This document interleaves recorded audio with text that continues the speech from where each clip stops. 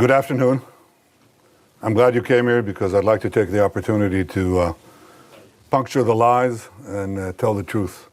Israel is preparing to take control of Gaza City. In a news conference on Sunday, Israeli Prime Minister Benjamin Netanyahu laid out and defended this controversial plan. Israel's security cabinet instructed the IDF to dismantle the 2 remaining Hamas strongholds in Gaza City and the central camps. Contrary to false claims, this is the best way to end the war and the best way to end it speedily. The decision marks a significant tactical shift for Israel. The Israeli military currently controls about 75% of the Gaza Strip. But this would be the first time its military has been asked to hold and maintain control of Gaza's largest city. And it would pave the way for a phased military takeover of the entire enclave, which could lead to the deaths of more Palestinian civilians and the Israeli hostages still being held there.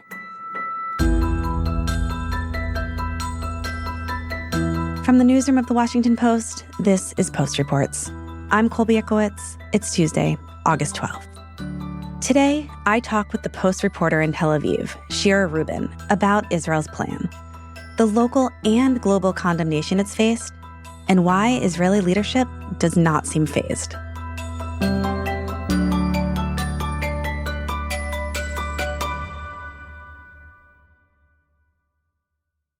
Shira, hello. Thank you so much for joining us. Thank you for having me. So, Shira, let's start with this. What is in this plan that was approved last week by Israel's security cabinet? What does it allow Netanyahu to do exactly, and what does it not allow? The plan that was approved by Israel's security cabinet very early on Friday morning allows Netanyahu to take control and hold Gaza City, which is the largest city in Gaza and the northern part of Gaza, where the Israeli army has not operated for many months. And it is possible that that plan will also expand to other areas in central Gaza, including a lot of the tent camps that have popped up in the past 2 years nearly.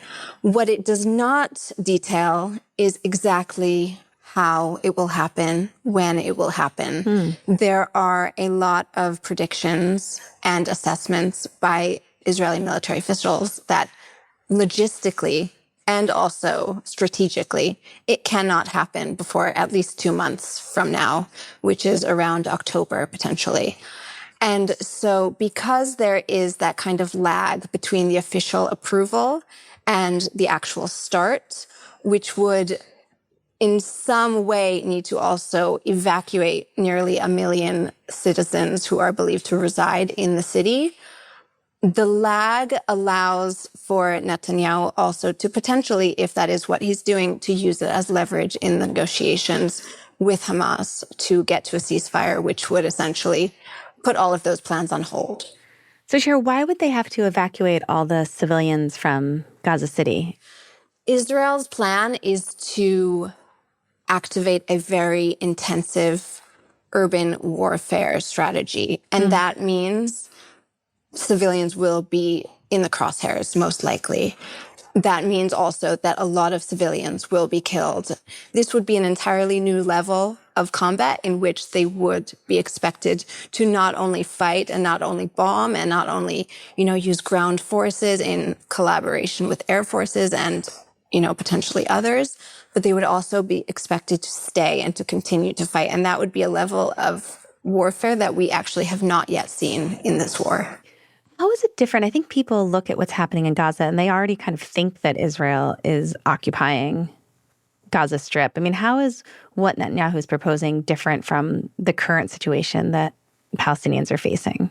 Yeah, you're right. I think people outside of Israel might not be as sensitive to the very kind of on-the-ground nuances. Yeah. What Israel is doing now is it has kind of installations throughout the Gaza Strip. And it has certain areas that are no-go zones where civilians are not allowed to go.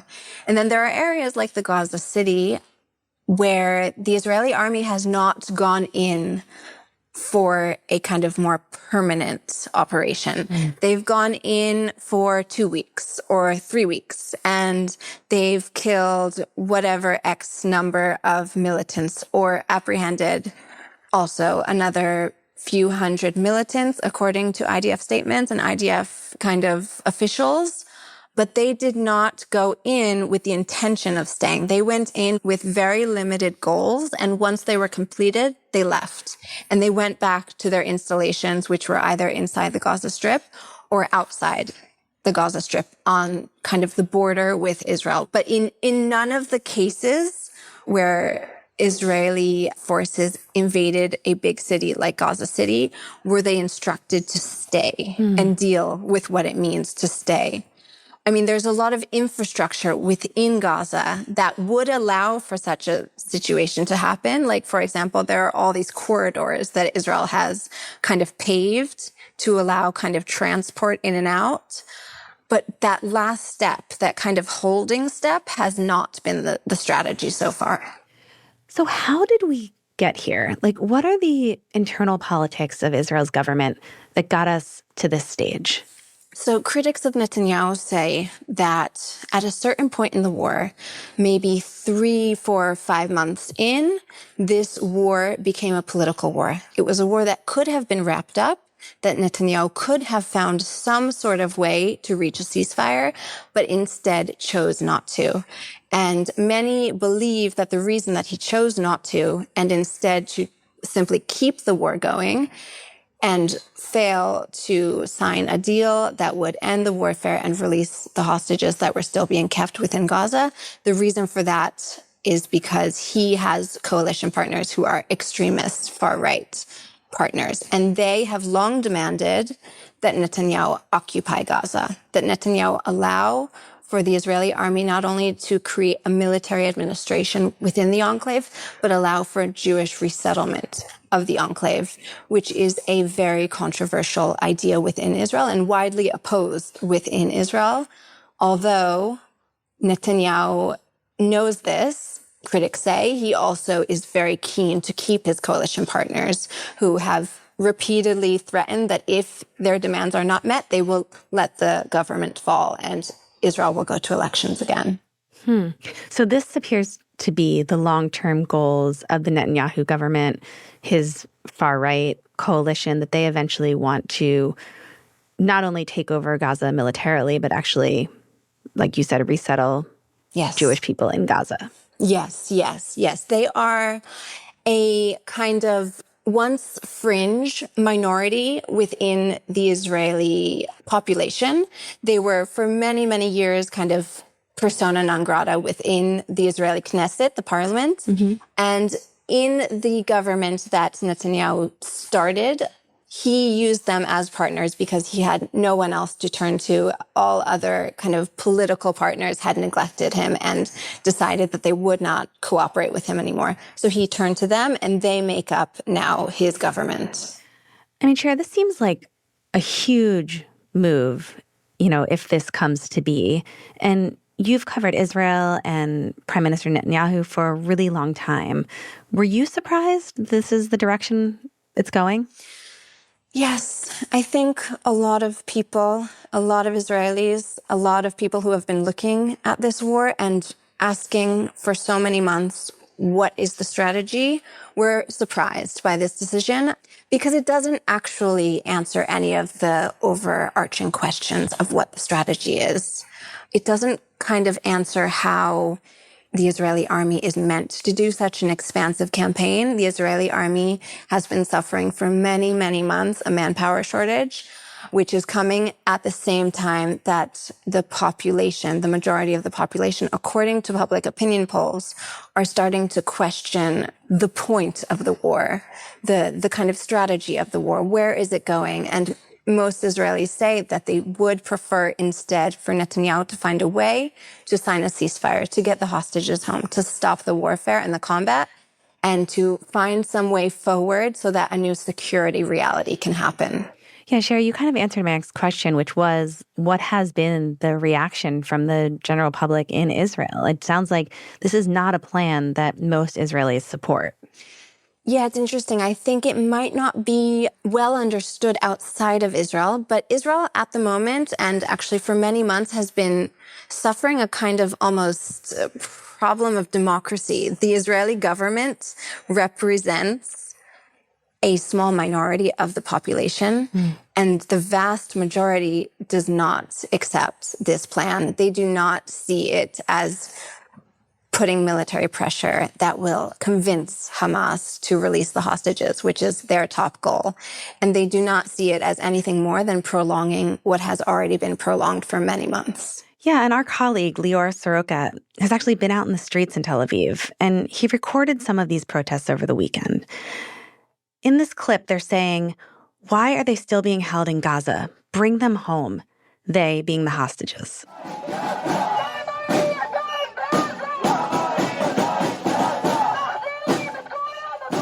And here they're saying, "We will not accept a government that abandons its people.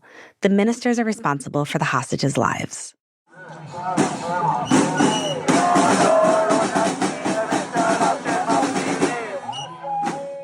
Shira, as we can hear from these protests, a lot of Israelis are clearly so concerned for the well-being of the Israeli hostages that are still being held by Hamas. I mean, it's part of the resistance to this plan that the hostages could be harmed if Israel launched a more aggressive military assault and takeover in Gaza. Yes, there are 50 hostages in Gaza, at least 20 of whom who are presumed to be alive. And Israeli intelligence indicates that they are being held potentially underground, potentially above ground, in the central Gazan areas, which includes Gaza City and the tent cities. And so there is an enormous fear among not only hostage families, but the tens of thousands of Israelis that have been at weekly protests already for nearly 2 years. They say that this campaign will put their lives immediately at risk. And that is also because a lot of the hostages that have been returned to Israel, either in rescue missions or in deals previously, they have spoken specifically about this. They have told Israeli media and the Washington Post in several interviews that their captors told them repeatedly that if they feel that the Israeli army is closing in on them, the hostages would be killed. This is the message that hostages are being given at this moment. And Hamas has said itself almost exactly a year ago when there were Israeli troops in the southern city of Rafah. Hamas said itself the reason why it instructed its militants to shoot and kill 6 of the hostages who were being held there was because they felt the Israeli army was coming. And the Israeli army confirmed that with an investigation. So it is kind of a widely accepted fact among Israeli society that any Israeli operation that will happen even above ground will endanger the hostages who are being held below ground. Shira, how does the Netanyahu government respond to that specifically? Because, what we've heard for the last 2 years is that this war could end if Hamas just returned all the hostages. But now they're planning a move that could put those hostages' lives at risk. How do they defend that? They say they have no other option, that when the negotiations fell apart in the past few weeks, the Netanyahu government realized that they need to threaten Hamas on a larger scale. They need to let them know that Israel means business and it does not want to play any more games and have any more partial deals that will return some of the hostages and leave some of the hostages still inside Gaza. But more generally, the Netanyahu government kind of gives a vaguer statement about all of this and says, we will do what's necessary to protect the hostages with the caveat as much as we can. But our goal is to also defeat Hamas. And many far-right members of the government have said, we are going to defeat Hamas even at the expense of the lives of the hostages. I'm sure that does not go over very well with the families of those hostages in Israel. Yeah, the families of the hostages are barely existing. Yeah. They do not trust the government. It took a little while for there to be a protest movement on the streets of Israel because at the beginning of the war, there was such chaos, there was such confusion that people were really afraid that if they said something publicly, they would somehow affect or negatively influence negotiations to wrap it up. But, very quickly, Israeli families of hostages realized that in their accounts that the Netanyahu government was not interested or not prioritizing the release of the hostages and let a lot of opportunities simply go by. So they now feel that they have no other choice left but to protest and to try to influence from the outside as much as they can. I mean, as of the coming days, they are trying to convince Israeli society to participate in a widespread economic shutdown. But the families of the hostages had for a very long time said that the time for their loved ones inside Gaza have run out already. I mean, there were videos a few days ago that Hamas published which showed emaciated hostages, one emaciated hostage and another published by another militant group, Islamic Jihad. And, the families look at these videos and the Israeli public looks at these videos and they say, we don't know exactly what, but something needs to be done to end this. After the break, Shira and I talk about how the Israeli public got to this understanding of the war and how the international community has reacted to the plan to take over Gaza City. We'll be right back.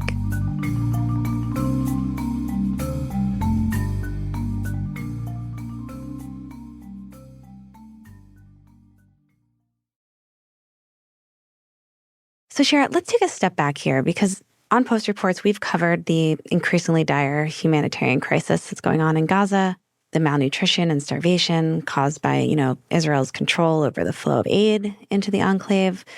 But let's remind listeners how we got here and what the toll of the war has been so far.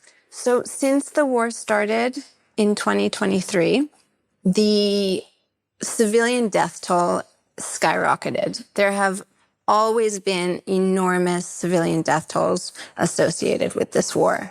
And now in the past few months, we've seen a death toll that's also very related to malnutrition cases, which is because Israel has deployed kind of very, very stringent restrictions on delivery of humanitarian aid and food aid coming into the Gaza Strip. That means that a lot of Gazans, number one, cannot find food. There's just an extreme scarcity on the ground.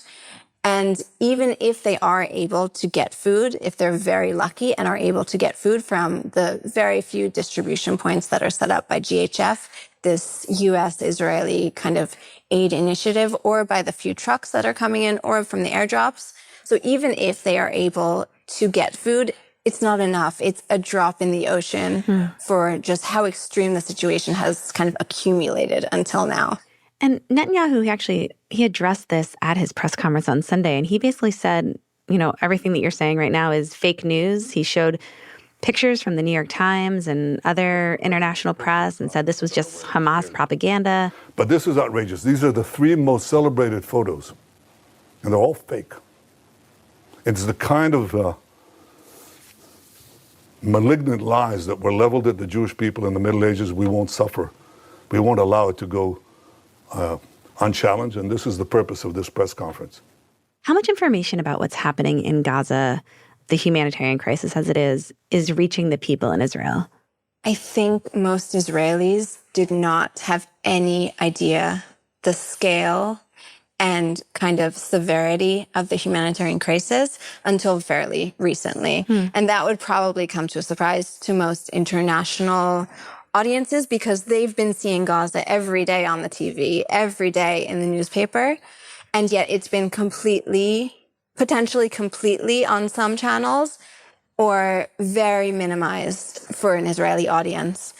And there's a few very, very complicated reasons for that. But mostly, I think a lot of Israeli journalists themselves have said it's because the Israeli channels have chosen not to. They had kind of a moment, at some point during the war where they decided not to show these images to the Israeli audience. And that means that the Israeli audience have been able to stay in their kind of echo chamber and hear really only what was relevant to them and not understand what was happening on the ground in Gaza. But as that has started to change, maybe seeing footage of civilians in Gaza for the first time, is that also starting to shift Israelis' views of the war? Yes, it's related. I don't know if it's cause and effect necessarily. I think it's very complex, but it's definitely related because I think at the beginning of the war, there was this massive kind of Israeli solidarity movement that was born kind of the shock of October 7th. Yeah. And now, nearly 2 years in, and no strategy in sight and no end in sight, there is kind of an opening to question things that were once taboo or were once off bounds for questioning. And one of them is the central question of the humanitarian crisis in Gaza. So that has been breaking through. It's still nothing like what it looks on American television channels at all. It just is not comparable at all. But the conversation is coming up more and more people are kind of questioning, where is this going? What are we telling ourselves about where this is going and at what price to them, to us, to the world, kind of more generally? Cher, I also wanted to ask you about, over the weekend, there was news that the Israeli military targeted and killed a crew of Al Jazeera journalists in Gaza City, including a man named Anas alSharif, who, for many across the Arabic-speaking world, has been one of the most recognizable faces and voices of the war in Gaza over the last nearly 2 years. So what happened there? And is that going to affect the kind of news that we'll be able to see out of Gaza?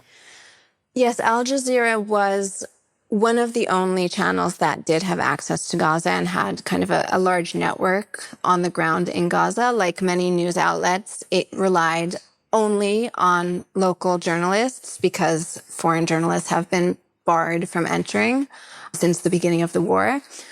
I think the loss of a journalist is a loss of whatever they could have shown.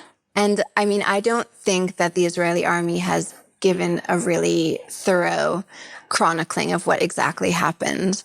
Netanyahu and the Israeli government are claiming that they were kind of working with Hamas, right? Yes. Yeah. So since the beginning of the war, there has been also a kind of expansion of what a Hamas employee or what a Hamas member exactly is and how it's defined. And it's very kind of amorphous and controversial. I don't believe the Israeli army has provided any sort of evidence showing that this particular person was working for Hamas. But I do think that the Israeli army more generally has a bit more freedom in who it defines as Hamas today. And that definitely includes kind of not only the physical warfare using weaponry, et cetera, but also kind of the information warfare environment. As Netanyahu has lost support from some in the Israeli public, he's also lost international support as this war has gone on. And this particular move has been widely condemned. And what have we heard specifically from world leaders about the move to occupy Gaza? Most world leaders, except for President Trump, have said that this is a disaster. We, the United Kingdom, Denmark, France, Greece, and Slovenia call for today's urgent meeting of the Security Council on the situation in Gaza. We condemn the government of Israel's decision to further expand its military operations in Gaza. That nothing can really come of this, that it will endanger, first of all, so many Palestinians who are above ground, who are living in tent camps already and suffering in indescribable conditions, as well as the hostages themselves, which may be held below ground. Expanding military operations will only endanger the lives of all civilians in Gaza, including the remaining hostages, and result in further unnecessary suffering. They have said that they cannot support such a move, and allies, even including Germany, which is historically Israel's most important ally in terms of European policy. Germany has said that it will begin some form of an arms embargo for any sort of weapons that could be used in Gaza. So there is an escalation of the rhetoric and the condemnation. And within Israel, that, of course, is being heard by everyone. Yeah, I wondered if that international pressure will have an impact, or if at this point Netanyahu just feels like he can do what he wants. Yeah, I think a lot of international diplomats and leaders maybe misinterpret Netanyahu. Netanyahu really feeds off of pressure from the outside. He uses it as just one more piece of evidence that kind of the world is against Israel, or the world doesn't understand the kind of enormous challenges that Israel is facing. And the world is hypocritical. So for all intents and purposes, it doesn't, as far as we can see, from the outside, it doesn't shift Netanyahu in the way that it would have him stop the war or stop this move. If anything, it's made him double down, and it's given him reference points for, why he is the leader to kind of stand up to all those who criticize him. Shira, I want to conclude by asking, where does the U.S. stand in all of this? You mentioned before that President Trump has been notably absent from the international condemnation of this plan. What has he said so far, and where does he actually stand?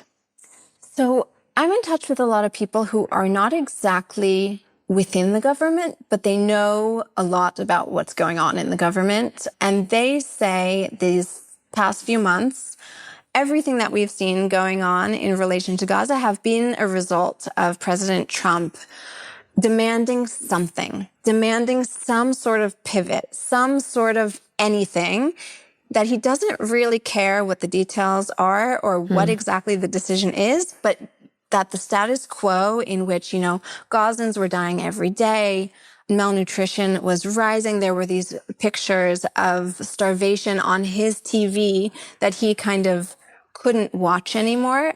There was this understanding that Trump had kind of declared that that period was over and something else needed to come. And so that is kind of the context in which Netanyahu has made these alternative plans to conquer Gaza City and potentially the rest of Gaza. Well, Shira, thank you so much for coming on. Really appreciate having you. Thank you so much, Colby. Shira Rubin is a reporter for The Washington Post based in Tel Aviv. That's it for Post Reports. Thanks for listening. Today's show was produced by Rennie Svirnovsky with help from Sabby Robinson. It was edited by Maggie Penman and mixed by Sam Baer. Thanks to reporter Lior Soroka and editor Alan Cyprus. The Post is continuing to follow President Trump's takeover of the D.C. police and deployment of the National Guard here in Washington. If you want to follow our coverage and you're not a Post subscriber already, you can get a 1-week pass for just $1 a day. Follow the link in our show notes. I'm Colby Ekowitz. We'll be back tomorrow with more stories from The Washington Post.